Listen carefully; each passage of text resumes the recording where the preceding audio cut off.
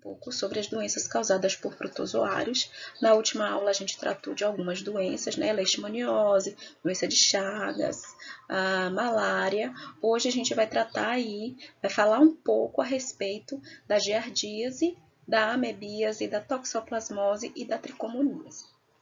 Começaremos primeiro pela amebíase, né? Então, o que é a amebíase? A amebíase é uma doença infecciosa causada por um protozoário que tem como agente etiológico a entamoeba histolítica, né? Uma espécie de ameba patogênica. A gente deve lembrar que quando a gente falou sobre introdução à parasitologia, a gente falou um pouco sobre a ameba. E a gente sabe que tem outras amebas no nosso organismo que tem uma relação aí de simbiose, de comensalismo, enquanto que essa entamoeba aí histolítica, tá? Ela é causadora de doenças, certo? Então, você tem aí uma ameba que vai se instalar principalmente no intestino grosso humano e vai começar a causar prejuízo, né, a seu hospedeiro. Certo? Você tem uma imagem aí da entamoeba, é a mesma imagem que eu coloquei para vocês quando a gente falou sobre os protozoários, né, risópodes, ou seja, ela tem falsos pés, é assim que ela se locomove no organismo. Então, o agente etiológico, devo lembrar, entamoeba histolítica, causadora aí de doença ao homem.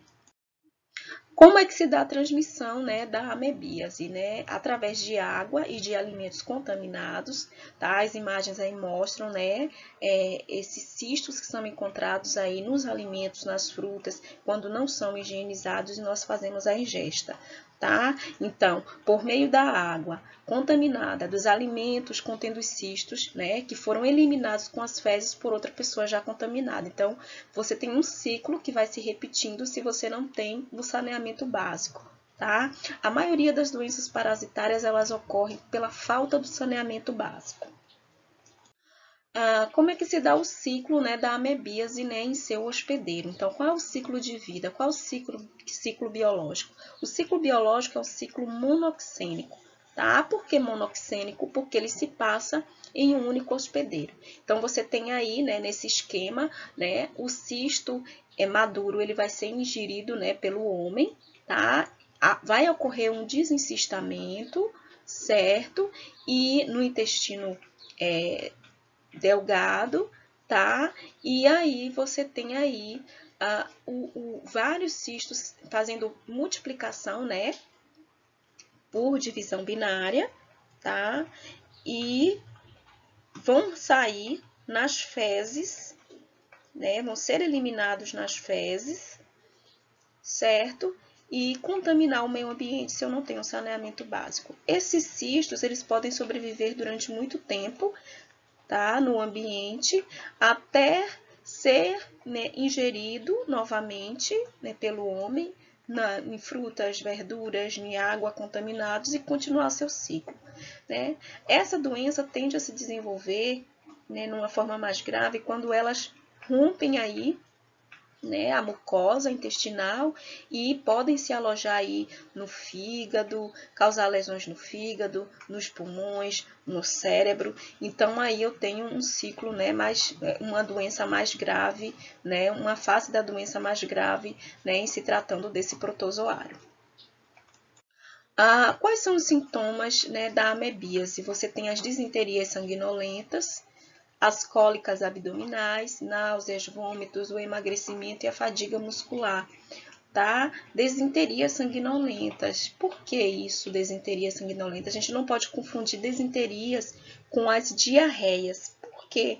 Porque as desinterias, geralmente, ela tem presença de muco e de sangue, né? As diarreias têm perda de líquidos, né? Eletrólitos, né? Mas as desinterias, elas têm a presença do muco e a presença de sangue. Então, esses são os sintomas apresentados, né? Quando a pessoa está aí, né, com diagnóstico de amebíase. Como se dá a profilaxia? A profilaxia se dá através do saneamento básico, da ingestão de água tratada, né, de lavar frutas e verduras, né, adequadamente, né, da própria higiene pessoal, lavagem de mãos e tratar as pessoas doentes. Né? Preciso que a gente trate as pessoas doentes para que o ciclo do parasita, né, não prevaleça. tá? Então, se eu não trato as pessoas que estão doentes, com certeza o ciclo do parasita ele vai prevalecer, né? Ele vai ter seu ciclo de vida e vai ficar sempre, né, ingerindo, os seres humanos ingerindo o alimento contaminado e os protozoários, né, se multiplicando, sendo eliminado pelas fezes, né, e novamente o ciclo se repete. Então é necessário que as pessoas que estejam, né, doentes, que estejam diagnosticadas com o protozoário, elas sejam tratadas. O diagnóstico é realizado através da pesquisa do parasita, né? A pesquisa do parasita nas fezes. O tratamento ele é medicamentoso à base de um antiparasitário. Então, é necessário que haja um diagnóstico, que haja um tratamento para que o ciclo não se repita. Falando um pouco da giardíase, que é bem semelhante, né? Os cuidados e o tratamento é bem semelhante com a giardíase. A gente vai ter aí um parasita infeccioso, né? Que tem como protozoário, né, a Giardia lamblia, tá? Como seu agente etiológico a Giardia lamblia, né? Ele se aloja lá no intestino delgado. Você tem aí a forma trofozoíta, né, que é a forma adulta do parasita. A transmissão também ocorre através de água de alimentos contaminados. Eu repeti aí a mesma imagem, tá? Água e alimentos contaminados. É através dessa água e desse alimento contaminado que os cistos da giardíase vão estar presentes.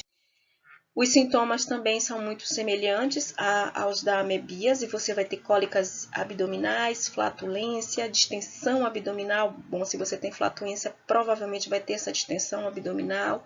Náuseas, eliminação de fezes gordurosas e fétidas, tá? Perda de peso e diarreia. Então, aí são os sintomas da giardíase. Normalmente, as pessoas são assintomáticas, né, a esse parasita. Então, a maioria das pessoas, né, são assintomáticas com relação à giardíase, né, a Giardia lamblia. Quando os sintomas são presentes, são esses sintomas que a gente apresentou agora. Com relação ao ciclo de vida da giardíase, você tem um ciclo que é monoxênico, tá? Um ciclo que ocorre aí no homem, certo? Você tem aí na imagem a presença, né, de alimentos e de água, e na ingestão, né, desses alimentos contaminados, né, vão surgir as formas trofozoítas, né, vão emergir do cisto ativo, né, e vão aumentar e se replicar, ou seja, há um desencistamento, né, com o próprio ácido do estômago vai fazer com que isso ocorra. Cada cisto que for ingerido vai se transformar em 2 trofozoítos que vão se multiplicar por divisão binária, ok? E vão continuar seu ciclo, vão ser eliminados nas fezes, lembrando que tanto trofozoíto quanto cistos são eliminados nas fezes.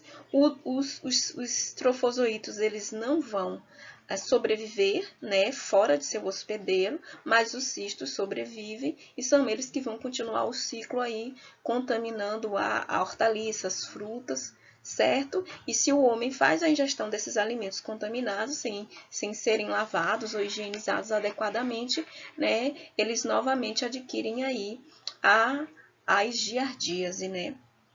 Então, como é que é feito o diagnóstico e o tratamento da giardíase? Através do exame, né, da pesquisa do parasita, certo? Nas fezes, e do uso de medicação, né, do antiparasitário, ou seja, um tratamento medicamentoso, tanto para a amebíase quanto para a giardíase. É um tratamento medicamentoso e, se vocês observarem, basicamente, a profilaxia também é a mesma. Tá? Então, você tem aí o uso de antiparasitário como tinidazol, metronidazol, e nitazoxanida, né, por cerca de 10 dias. Então, você tem aí o uso de algumas medicações no combate aí da giardíase. Profilaxia, né? A profilaxia da giardíase, ela se dá através, né, do tratamento da água, né, da higiene com as mãos, principalmente porque a gente sabe que a giardíase ela permanece aí, né, nas unhas, né, dentro das unhas, tá? A giardíase, ela resiste à cloração da água, então a gente precisa ter esse cuidado com os alimentos, né, lavar corretamente hortaliças, frutas e verduras para poder fazer a ingesta. Certo? Então, a gente vê aí que, basicamente, os mesmos sintomas, basicamente, a mesma profilaxia são utilizadas, né, para tratar e diagnosticar a amebíase e a giardíase. Bom, outro tipo de protozoário infeccioso é a toxoplasmose. A toxoplasmose é uma doença infecciosa que não é contagiosa, tá? Causada pelo protozoário Toxoplasma gondii. Então, seu agente etiológico, tá? É o Toxoplasma gondii. Como vocês observam na imagem, ele não tem como se locomover, então ele vai parasitar uma célula para poder ele continuar o seu ciclo. A transmissão se dá através, né, da via oral, através de carnes cruas ou mal passadas, frutas e verduras cruas que abriguem os ocistos do Toxoplasma gondii e utensílios de cozinha, facas, tábuas, por exemplo, utilizados para tratar e limpar as carnes cruas, certo? Então, você tem aí, né, um parasita que ele não se locomove, ele precisa estar, né, parasitando uma célula, mas que está presente aí, os seus ocistos estão presentes aí, né, nesses utensílios de cozinha. Professora, eu não entendi muito bem essa questão do utensílios de cozinha. Bom, se você limpa a sua carne, tá, crua, nas tábuas, né, usa facas, usa tábuas e não faz a higiene correta, né, é provável que essa tábua e essa faca fiquem contaminadas. A toxoplasmose, ela pode ser transmitida também da mãe, tá, para o feto na gestação, né, pelas fezes de gatos e outros felinos, né? Então, eu devo fazer uma ressalva aqui, quando a gente fala pelas fezes e de gatos, né? Não é o gato em si, mas a maneira como você limpa, como você limpa as fezes do gatinho dentro da sua casa, ou se tem uma caixinha de areia para ele, enfim, deve-se ter cuidado justamente com as fezes, não é com o animal. Os sintomas da toxoplasmose, quando são apresentados, tá? Quando as pessoas são sintomáticas, porque geralmente 80% das pessoas teve contato com o parasita, mas elas não apresentaram a doença, ou se apresentaram foi numa forma bem leve, é como se fosse um quadro viral, né, de uma virose comum, então nem se fez o diagnóstico de toxoplasmose, tá? As pessoas geralmente são assintomáticas para a toxoplasmose, porque o seu sistema imunológico, quando está fortalecido,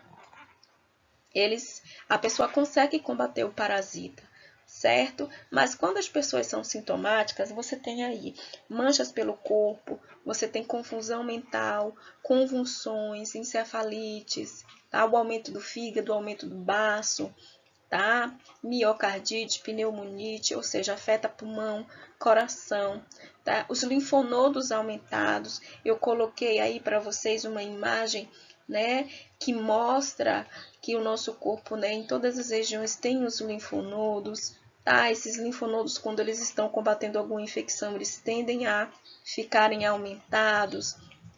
Cegueira, problemas de audição, lesões na retina. Então, você tem aí vários sintomas, né, graves quando o nosso corpo não consegue combater o parasita, nosso sistema imunológico não consegue combater o parasita. Então, esses sintomas aí são apresentados.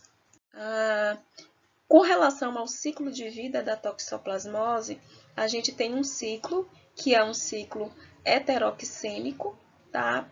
Sendo que o gato e os outros felinos são os hospedeiros definitivos do parasita, e nós, né, os seres humanos, no homem e outros animais, são os hospedeiros intermediários do parasita. Então, você tem aí, né, a imagem de um gatinho, tá? Através das fezes desse gato, tá?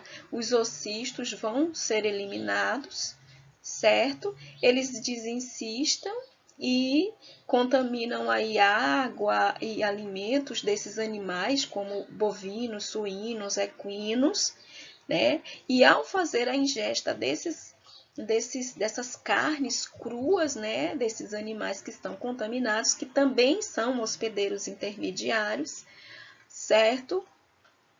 Nós nos contaminamos. O homem, né, pode fazer a ingesta aí dos cistos, né, ingerindo os cistos, né, que estão contaminando aí a carne desses animais. Quando é que se torna tão grave a doença, essa doença, né, causada por esse protozoário?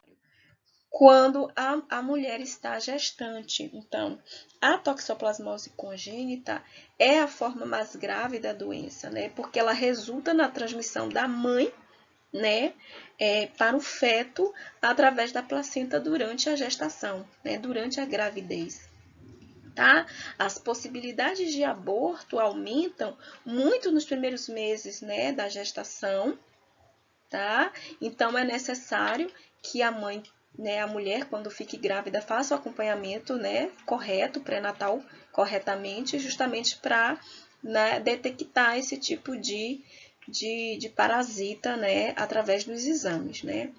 Com o passar dos meses, essa mãe, ela pode, a gravidez pode evoluir, mas os riscos para a criança são aumentados, tá? Os riscos de sequelas, né? Dessa criança, desse recém-nascido desenvolver sequelas, como retardo mental, como perda auditiva, complicações renais e hepáticas, cegueira. Tá? É necessário que a mãe faça um acompanhamento pré-natal para detectar, porque se ela já teve contato com o parasita, perfeito. Mas se ela não teve contato, a probabilidade dela adquirir a doença durante a gestação é muito grande. Então, a orientação dos médicos, né, é justamente para que essa mãe tenha cuidado com a alimentação dela, principalmente frutas, verduras cruas, ou então carnes mal passadas, né, não fazer ingesta desses alimentos, né, carnes mal passadas na hora de fazer a ingesta da fruta, ser lavado adequadamente, ou se for comer alguma verdura crua, não fazer ingesta dessas verduras cruas, justamente porque o ocisto da toxoplasmose pode estar presente e essa mãe fazer a ingesta, né? E a gente sabe que nesse período o sistema imunológico dela está mais enfraquecido e, na verdade, ela está gestando uma criança, então é mais difícil dela combater o parasita e ainda transmitir para o feto. Então, por isso que durante a gestação, a toxoplasmose, ela é mais agressiva, mas em um outro momento, né, se a pessoa tiver contato, como eu já falei, né, a maioria da população já teve contato com parasita e consegue combater o parasita, o sistema imune consegue combater o parasita. Então, a forma mais grave da toxoplasmose é na fase, né, da como é feito o diagnóstico e o tratamento da toxoplasmose, né? O diagnóstico é através do exame de sangue, tá? Da sorologia. O tratamento se faz necessário quando a pessoa tem os sintomas, como eu já falei, né? Quando são apresentados os sintomas, então, no caso de gestante, de imunossuprimidos, ou seja, que tem um diagnóstico de positivo reagente para toxoplasmose, é necessário que se entre com um tratamento que é a base de alguma medicação, tá? Um tratamento medicamentoso, através de um antiparasitário e de antibióticos. Tá? Vamos agora sobre a profilaxia. Então, eu já havia falado antes que não ingerir carnes cruas ou mal passadas, tá? E a gente fala aí de todos os tipos de carne, tá, gente? De bovinos, de suínos, tá? De frango, enfim. Então, assim, todo tipo de carne crua, né? Evitar, porque essa carne pode estar contaminada, pode estar aí com os cistos da toxoplasmose, não ter contato com as fezes dos gatos, então ter a caixinha de areia lá, usar sempre uma luva, lavar sempre as mãos, depois que fazer a higienização aí da caixinha ou de algum outro local que é utilizado pelo animal doméstico para fazer os dejetos dele e lavar os utensílios de cozinha. Tá? Então, se eu lavo os objetos de cozinha, eu evito, que numa próxima vez que eu vá utilizá-los, eu permita colocar ali algum alimento, alguma carne e está contaminado novamente. Então, eu preciso, lavar aí os utensílios de cozinha. Com relação a outro tipo de protozoário, que é o seu agente etiológico é o Trichomonas vaginalis, que é a tricomoníase, esse tipo de protozoário, ele causa infecção aí na vagina, no trato genital, tanto da mulher quanto do homem, tá?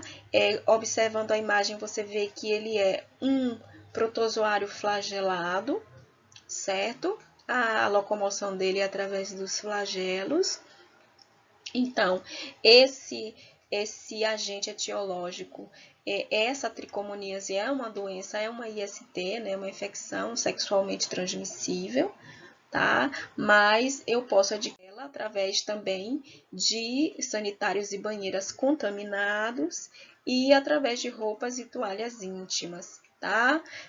Uso comum de roupas íntimas e toalhas. Então, assim, o contato sexual é a principal forma de transmissão da tricomoníase, certo? Tá? Então, o contato sexual sem o uso do preservativo, facilita aí a transmissão da tricomoníase.